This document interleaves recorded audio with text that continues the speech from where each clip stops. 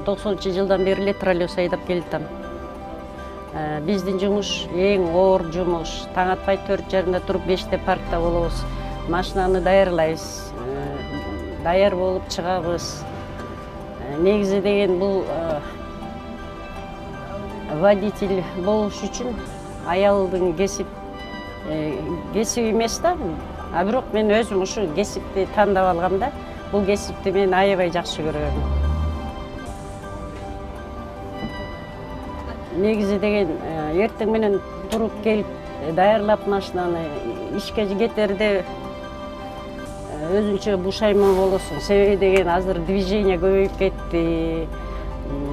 Биздин Кыргызстанда ачыгын айтсам, движение боюнча бардак. Жумушта көп эле аялдар иштейт. Бардык Кыргызстанымдын элдерине жакшылык каалап кетем. Оорубасын, тынччылык болсун, бардыгы ойдогудай болуп, башка шаардагы, башка өлкөлөрдөгүдөй болуп бүт оңолуп кетишин мен тилеймин.